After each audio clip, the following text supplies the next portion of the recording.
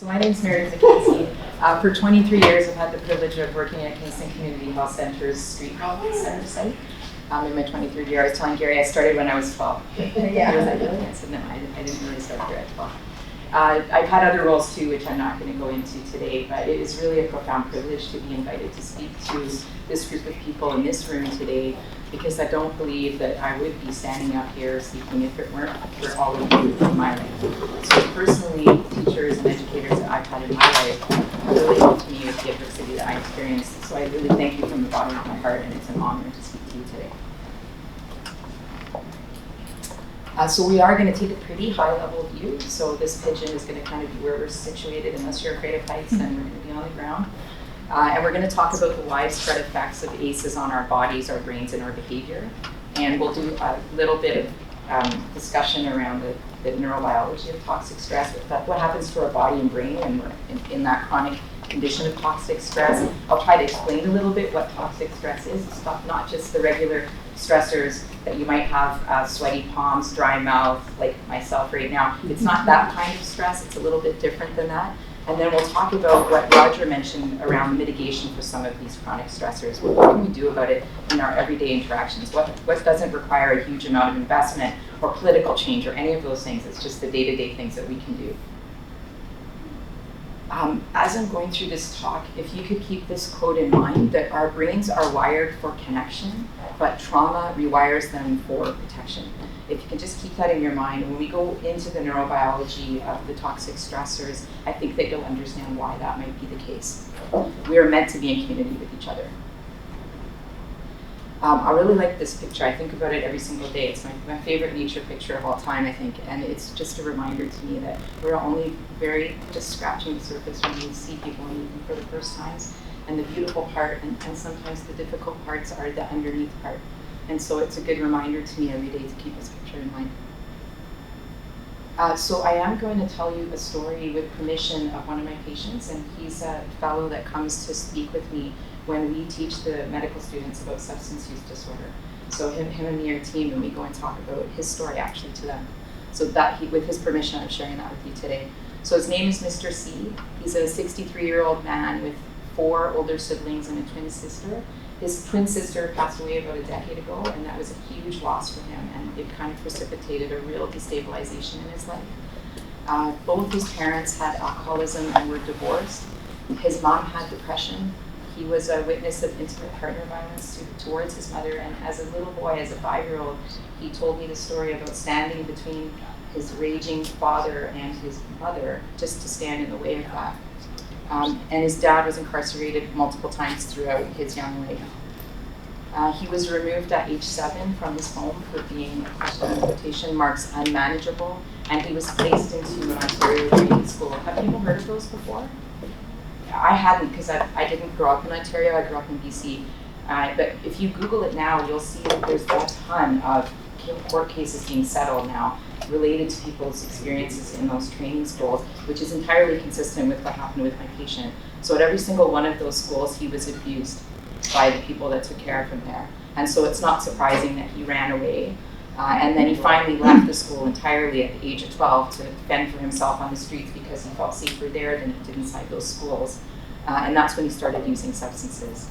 Over the course of my knowing him, I've known him for about 22 years now. He's been incarcerated several times, but not for a really long time. It's probably been about 15 years since his last incarceration. So he has an opioid use disorder for which he's being treated with methadone by myself. He's also got stimulant use disorder, so he tends to use crystal meth quite a lot. It makes him feel a bit better. He smokes cigarettes. He's had multiple fractures, including a recent hip fracture that he experienced as a survivor of violence. He was pushed off a roof. He's had multiple infections. He suffers from anxiety, depression, and post-traumatic stress disorder. And over the several years I've known him, he's experienced multiple episodes of homelessness, or what I would say is very substandard housing. So he paid a lot of rent, and there were a few places that I visited, and one of them I had to wear literally rain boots because he was in the first floor and there was about a foot of water there that he had to trudge through so I could be in the room with him. So I wanted to tell you, have people heard of the ACEs study? Okay, so everyone's heard of it. I just wanted to talk to you a little bit about how did it come to be, because I think it's kind of a really fascinating story. And it's a difficult story to hear. And it's based on curiosity. So that's one of the primary goals that I have in my practice and in my life is to be a curious person. And then the other one is maybe even more important, is to be a humble person, have some humility. I think this person had both. So this guy on the screen is named Vincent Folletti. He's a physician that worked for Kaiser Permanente in Southern California, the biggest HMO there. And he was part of the preventive medicine division. And he did the weight loss division. And so he was looking through the charts of the people that had been tremendously successful, and then suddenly they dropped out of treatment. And he couldn't really figure out why. So he was curious enough to go and interview the people that had dropped out of treatment and ask them, hey, what happened? What's going on that you dropped out of treatment? And so part of the screening questions that we ask as physicians, one of them is like, how old were you when you were first sexually active? It's a very common screening question, and he messed it up. He asked the woman that he was talking to, how much did you weigh when you were first sexually active? And she said, I weighed 40 pounds and it was my father. And so he thought to himself, I wonder if this is the case for other people in this situation. So he changed his questioning around, and he found almost every second person was answering that same way. And he couldn't believe it. He said, how could this be possible that I went through all of medical school and nobody told me this was a thing? This is such a big deal, I should have known about it. So he presented his findings at that year's conference, the North American Obesity Conference, and he told all these other doctors doing the same work as him what he had discovered. And people thought, this can't be possibly true. You've missed something here. You were biased in your research. But luckily there was a guy named Bob Anda, who was a CDC epidemiologist, who was also at that meeting and said, we think you're onto something. Why don't we study this? So what they did for the next 3 years is they submitted questionnaires to the Kaiser Permanente people that belonged to that HMO. So these were people with insurance. They were mostly white. They were mostly college educated. So they may not look like the people that we live with or work with. So keep that in mind too. And what they found with that questionnaire, they asked people to reflect from the ages of 0 to 18 what had happened to them, and then to talk about their current health status. And they found there were 10 specific areas that directly impacted your future health. And that's what we know now as the ACE score. And so for each of these questions you answered yes to, you get a score of 1. So the maximum score you can get is 10. It seems like the most significant health outcomes start to happen at 4 or more. And we're going to talk a little bit about that.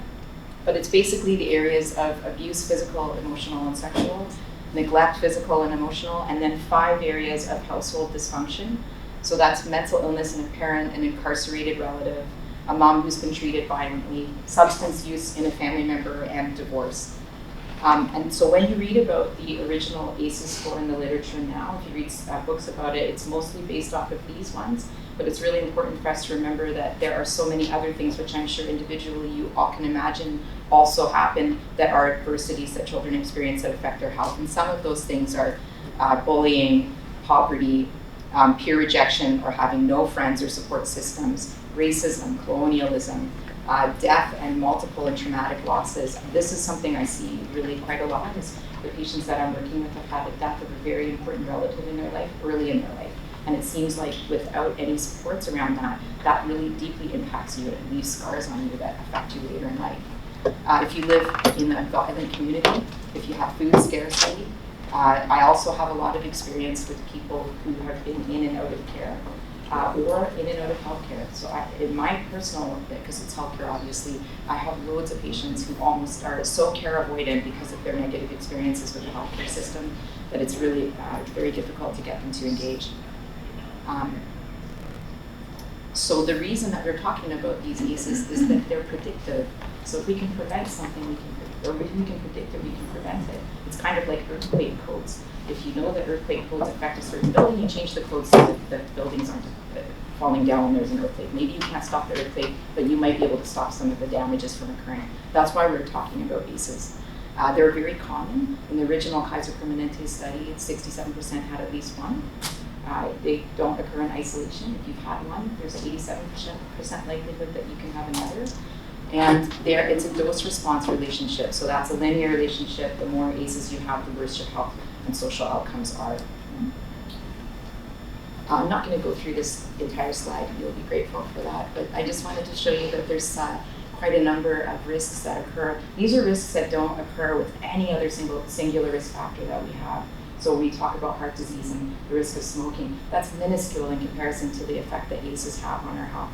So I just want to draw your attention to a couple of them. So chronic obstructive pulmonary disease is usually a disease that people have after they've smoked for quite a number of years. There's a 390% increased risk of that happening if you have an ACE score of 4 or more.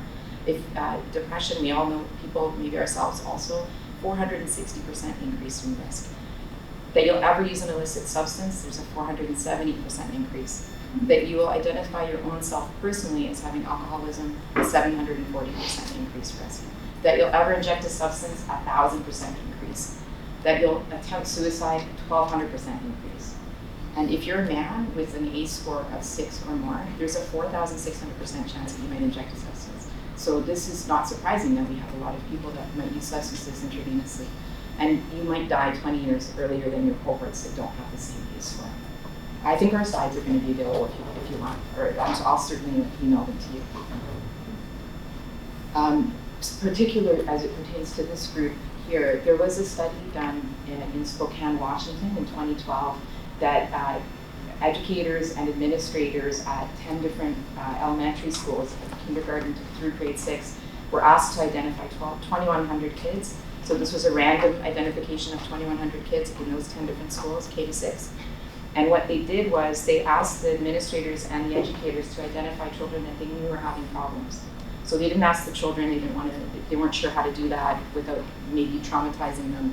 And there wasn't a lot of information in 2012 about that type of thing. And what they found was terrible and not surprising to anyone in this room. Kids with an ACE score of 3 or more had 3 times the rate of academic failures, 4 times frequently reported poor health, 5 times severe attendance problems, and 6 times severe behavioral problems. There was a much more recent study done by Nadine Burke-Harris. Have people heard of her? She's a name to remember. So she's just recently was the California Surgeon General up until last year. And she's done a ton of work on this, written 2 books, a really excellent writer, an incredible speaker. In her Bay Area practice, pediatric practice, she saw kids with ACE scores of 4 or more had a 32 times increase in behavioral issues. So it's harder for these kids to participate in school. It's harder to be successful. And part of that is because they're in that fight, flight, or freeze response all the time, not pictures of the children running from a bear. And it's just something that's always present. It doesn't ever go away. So you can imagine how much more difficult it must be to learn to sit still, to learn how to spell, to learn how to read, to do math. Those things would be so difficult. So in our local region, the percentage of vulnerable children is higher than the Ontario average, and it's going up based on the early developmental index. And by the way, I am telling you a lot of super negative things, but it's not meant to be hopeless. I'm full of hope, and this is what I do every day, full of it. So I'm going to tell you a little bit why I'm full of hope too. I'm full of it too sometimes. So kids with high ACE scores just have a harder go, and I just see that every day in my practice, people having a harder go than it needs to be. It doesn't need to be this hard. I work with a nurse practitioner. I've worked with her since I started at Street Health, an incredible woman who also works at the sexual assault domestic violence unit at the hospital. And it's been, unfortunately, a really busy service. And we know that boys who've experienced sexual abuse by a family member are 45 times more likely to engage in intimate partner violence. If it was by a non-family member, they're 26 times more likely to engage in dating violence. And it increases their chances of being involved in the juvenile justice system. Again, another sad statistic for us, StatsCan released in 2017 the crime severity index in Kingston was the city with the largest increase. And I can tell you, I've experienced this in my practice. I think it's worse since the pandemic. It's just anecdotal for me right now, but talking to my colleagues and definitely based on the experiences of my patients, this seems to be getting worse. I don't know if anybody knows, last week the city council declared an epidemic in domestic violence, intimate partner violence. So I think this is the right time for all of us to be talking about some of the solutions at the community level about how do we support each other. So because Kingston has the most number of federal incarceration facilities per capita, we're going to live and work with people who have experiences with the criminal justice system. And I think it's important for us to know that people's experiences have been largely really negative. Adult male sex offenders are 3 times more likely themselves to have a history of sexual abuse. Men with ACEs of scores of 3 or more are much more likely to have an increase in the risk of intimate partner violence. And this is an American study, showed that 50% of male offenders had experienced physical abuse, 30% sexual abuse, and every single one of them had a higher ACE score than their cohorts that weren't in prison. This was a study done in the University of Albany in 2010. It's quite old, but it showed that people that have experiences of homelessness are 85% likelihood of having an ACE 1 or more. But the crazy number is 52.4% of them have ACE scores of 4 or more. And remember, that's when you start getting that terrible response with chronic illnesses based on probably inflammation. The Kaiser Permanente study, only 12% had a score of 4 or more. This is so significant. Indigenous people experience worse health outcomes compared to other Canadians based on the ongoing and historical structural violence that Roger mentioned earlier. The study that I projected here is one that's done out of UBC, and it looked at youth and substance use. So it's called the CEDAR Projects. They're still publishing some on that now. And they looked at the mortality among Indigenous people who use substances, and they were 13 times more likely compared to other Canadians to die. If they injected, they were 18 times more likely. So when we look at Mr. C and we consider all of those cases that he had, his score is 10 out of 10. And you'll remember earlier I talked to you about his health and social consequences. It isn't surprising based on what we know. So when we talk about toxic stress, it's not the stress that we had setting this projector up and things aren't going the way that you planned on. Those are just supposed to build our confidence and our skills, I think. And we need those types of things in our life. Oh, okay. Just go. Really? Yo, just go. Okay. But the toxic stress are the chronic stressors that they're interminable. They don't stop, and they're every single day, and they're severe. And there isn't anyone around us to help us make sense of that. And how we respond to stress is predicted by our attachment style. And people probably are familiar with attachment. I'm going to probably talk even faster than normal just because of time. So the baby has a need, the baby cries, the caregiver meets the need, and the baby develops trust, and that's a cycle that's completed multiple times throughout the day. It's a super exhausting process for any parents out there, but really crucial to healthy development. If we don't have secure attachment, this is what could happen. We end up with the difficulty with emotional regulation. We have difficulty in our interpersonal relationships. We have challenges with our boundaries. So where I start and where you start is kind of confused and muddled. Our predominant feelings are anger, fear, sadness, and rage. And we have a reduced self-efficacy. We don't believe in our ability to do things. This makes everything so much more difficult. This makes standing in a grocery line difficult. This makes waiting at the doctor's office difficult. This makes sitting in the classroom, listening patiently, really difficult. So how do we mitigate this? Healthy attachment. And this is the type of thing that we can do with very little investment, no investment. This is just something that we can do, each individual. When we have every interaction I have, including at the dollar store, I'm thinking about this. I'm thinking, how do I be safe, nurturing, available, and predictable? Because if we can do this with people in our lives that we love, or that we work with, or that we serve, this results in a higher self-esteem, more self-efficacy. You believe in your ability to do things. You seek out social supports, and you share your feelings more easily. If I had an antidote or a vaccine against development of substance use disorders, I think this could be it. So when we put it together and we look at, what is happening to our brains when there's chronic toxic stress around? This model of upstairs, downstairs brain is Dan Siegel. He's a UCLA psychiatrist. And the downstairs brain is really important for us. It's our smoke detector, so it tells us what is dangerous. When we cross the street and we see a speeding car, it says, okay, you better step back. So it's an instantaneous reaction from the amygdala. That's the smoke detector of our brain. And it's the fight, flight, freeze, or appease. So people have probably heard about that. And then the upstairs brain, this part here, the prefrontal cortex, is responsible for things like judgment. It's the brakes of our brain. It tells us right from wrong, good from bad, don't do this, you should maybe consider doing that. It's where our behavior control is, emotional regulation is super, super crucial. And some people think some of our personality is developed in that area as well. So when I'm sitting with somebody in the room, especially people I've never met before, I'm really cautious about how is it that I can be this snap person. Because people often, when I see them, are stuck in that downstairs brain. So they're really, really afraid, and they don't feel safe because of their negative experiences with healthcare. They don't know me. And most of what I'm saying to them is probably they're not able to absorb or hear. So I'm super mindful of the tone of my voice. How am I holding my body? If they're up here, I try to be sort of like matching down here, lower, calm speech. I don't talk as fast when I'm talking. people. Because you can actually help people in that instant moment to go from their downstairs brain to their upstairs brain. And it's a really, the other thing too I do is I often, thank God the brain is easy to draw because I'm a horrible artist. So I'll draw the brain out for people and we'll talk about, okay, here's what your brain is doing. And it's universally been a super empowering experience for patients to understand that it's this aha moment in there. And they go, okay, this makes sense. And if you know that this is the case, then there are many, many things that you can do personally to regulate yourself. And I think Anne-Marie's going to talk a bit about regulation, which is really important to this talk.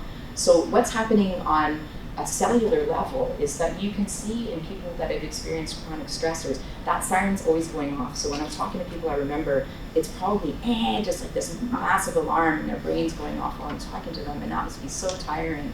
But you can see that the dendrites in the prefrontal cortex actually are shrinking, and in the amygdala they're growing. So your brain actually changes in its development.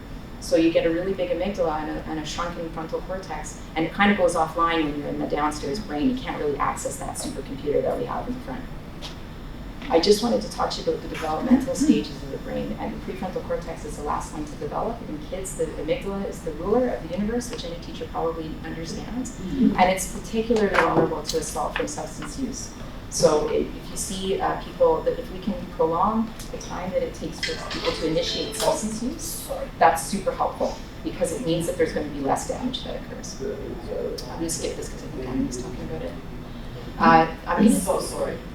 No, that's totally fine. It's good. I just wanted to say something about resilience. The definitions are fluid and not everybody has the same ones. For me, I like this one at the bottom. How safe, capable, lovable, and meaningful does a person feel? And every single day, with every single patient I'm working with, we're trying to increase that. We're trying to increase that with a variety of tools that we have. And it doesn't cost any money. And the other thing I wanted to tell you about was Emily Werner's study. In 1955, she took every single baby that was born in Kauai and studied them for 40 years. So she's over 700 data points. And what she found with her research was having a secure, supportive relationship in early childhood is one of the best predictors of resilience. Again, this scale is in my brain too. Icebergs and the brain and this scale. How can I tip the scale in this appointment? What can I do to change that? And the scale is how do I get the resiliency pieces that we know about and try to maximize those into something effective for this visit that I have. And I think like this at the grocery store too, and at the gas station. I know it's kind of weird. So when you talk about buffers to resilience, I'll leave this slide up to you to review, but there are individual, family, and community level interventions that we can do. And when I mostly talk to healthcare providers for very obvious reasons. And part of the reasons why I started talking to healthcare providers is I was always trying to leverage my relationship with patients to try to get them to go to the hospital. So they had something I could not take care of in the office at all. And when you have to say, could you please go, for me, like we've known each other for 15 years, can you please go? But their experiences have been so unilaterally negative there that they just don't want to go. So I said, I think if I start talking about this to providers, I think it's going to help. It's going to change their perspective. And so when the emerge doc is seeing a patient screaming in one of the rooms, maybe they're not saying, what's wrong with you? Maybe they're saying something different. What's happened or is happening to you? What is it like to live where you live? How has it affected your life? And who is there for you? They might not be asking those questions out loud, but I'm hoping that they have that in their brains when they're meeting with somebody who's highly dysregulated. And you don't have to know the details of something. And the cool part is it's super empowering to people when you do this because they recognize they're not born bad and they weren't responsible to the things that happened to them when they were kids. And their coping was adaptive, including substance use. It's actually an adaptive response to a chronic toxic stress. And that they can heal with supports, with the right kind of supports. And they can heal more easily when they're younger because the brain is rapidly changing. But even older people, they can heal. Neuroplasticity, it's a really cool concept. So I wanted to put this up. You can look in the slide deck for this. The University of Western Ontario has something for our educators. Their stuff on health seems to be a lot more robust, but they do have some ways that you can look at how your classroom is set up. Is it trauma-informed? What are ways that you can talk to students to kind of increase that safety piece? And it uses a trauma, violence, informed framework. It's really, they've been awesome. It's University of Western Ontario and UBC researchers together put all these things together. Equiphealthcare.ca is the health version. It seems to me like anybody could do it. It's really, and it is more robust a little bit than the education piece so far. And then the last thing I want to leave you with, this is Mr. C when he was asked by the medical students, what's the most important thing you want us to remember coming out of this talk that you've given to us? And he said this: I can't help but think things would have turned out differently for me if I was dealt a different hand. Maybe I would be in med school with you guys. Thank you so much for your attention.